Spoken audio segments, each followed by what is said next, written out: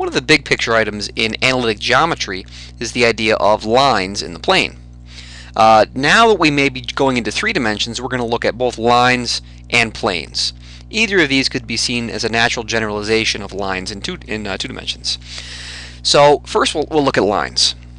Before we get into this, I want to remind you of parametric equations. With parametric equations, we think of the two different variables, x and y, x as a function of t and y as a function of t.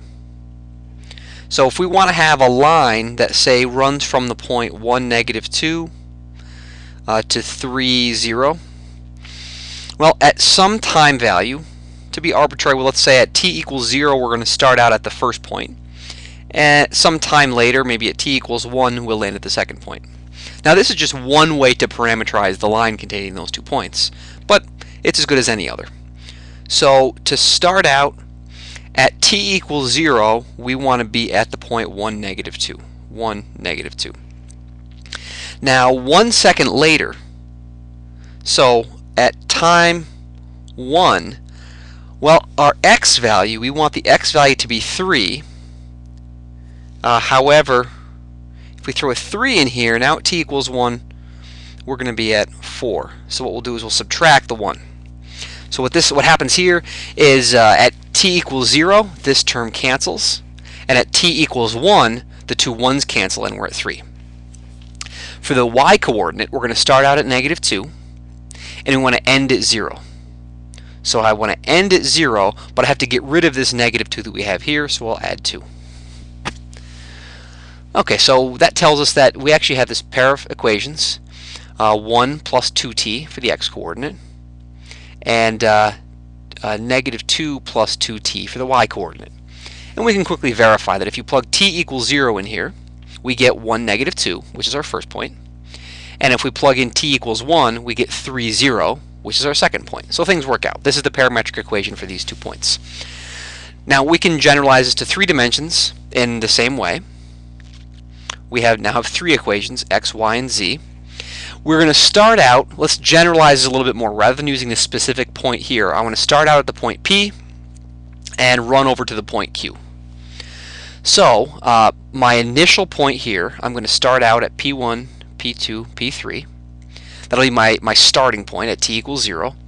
And then at t equals 1, I'm going to head over to the point Q. So my x coordinate should be Q1, but I've got to get rid of this P1 here.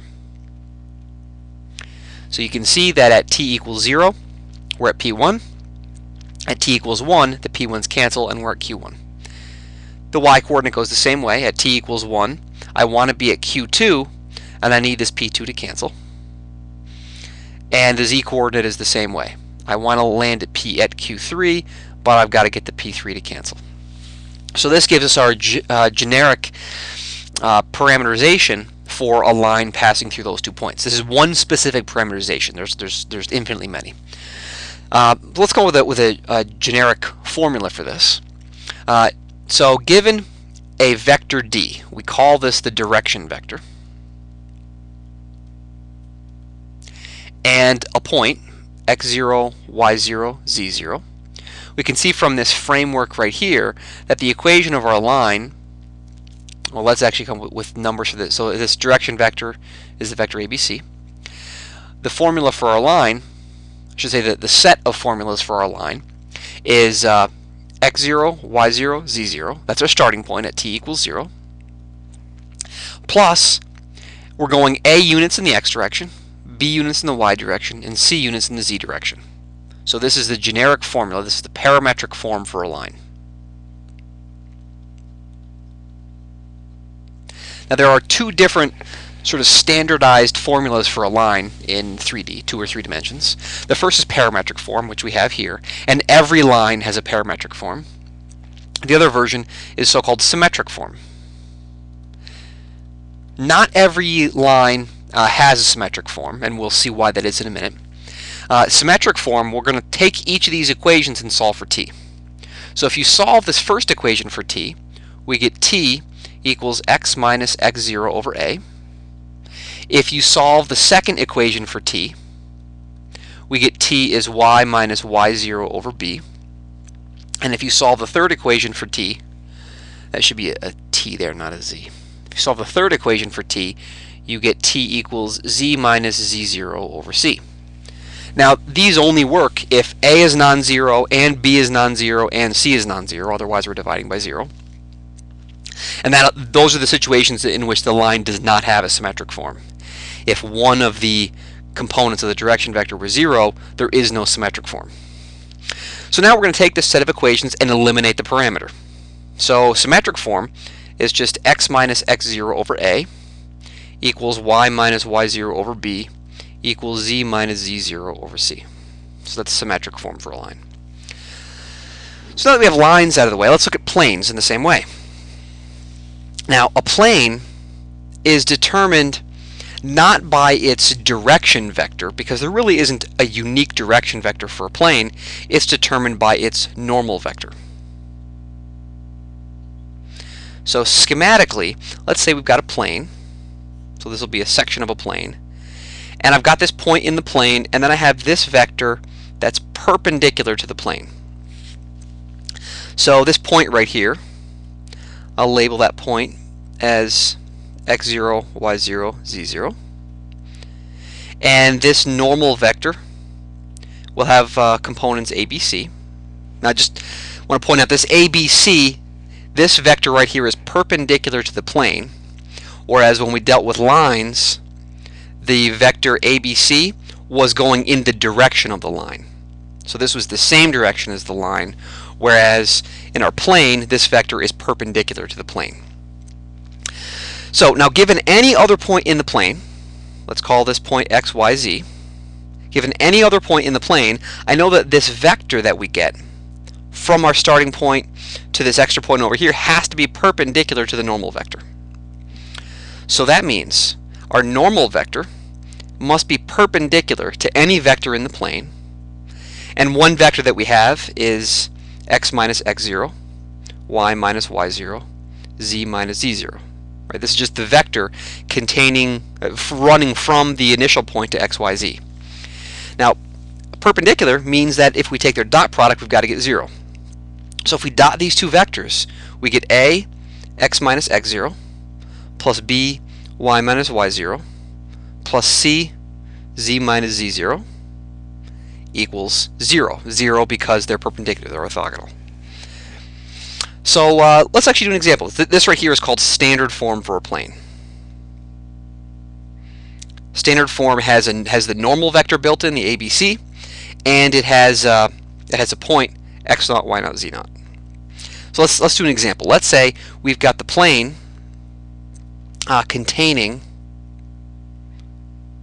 3 points: 1, 0, 0, 0, 2, 0, and 0, 0, 3. So we have the plane containing those 3 points. Let's get an equation for this plane. So first we need to get the normal vector. Okay, so if we were to just schematically sketch this thing out, we've got a plane here. We've got 3 points. To get a normal vector, what we can do is connect one point to another. That'll give us a single vector. Connect one point to another. That gives us a second vector. Now if we cross product these two together, that'll give us something perpendicular to both, something perpendicular to the plane. So this will be one possible normal vector will be u cross v, where u is the difference between any 2 points in the plane. So I'll just subtract the first two. 1, negative 2, 0. And v is the difference of any 2 other points in the plane. So I'll pick the first and the third. 1, 0, negative 3. So let's cross those together. So our normal vector is then the cross product of those two. And we'll write this out as this special determinant, ijk on top, the first vector in the middle, and then the bottom vector, the second vector on the bottom. Okay, so this will give me now I'm going to cross out everything in the same row and column as the I, and we're left over with this 2 by 2 determinant, positive 6 minus 0. And then the j coordinate, I'm going to cover everything in the same row and column as the j, and we're left over with this 2 by 2. 1 times negative 3 is negative 3 minus 0. So we've got negative 3 for that part. And then for the positive k component, I'm going to cover everything in the same row and column as the k, and we're left with this 2 by 2. 1 times 0 minus negative 2. So we've got 2 for our k coordinate. So that gives us for our normal vector 6, 3, 2. That's the vector perpendicular to our plane. And now we can pick any of the 3 points as our initial point. I'll just arbitrarily choose the first one. That says the equation for our plane is 6 times x minus 1 plus 3 times y minus 0 plus 2 times z minus 0 equals 0. And that's the equation for a plane containing those 3 points.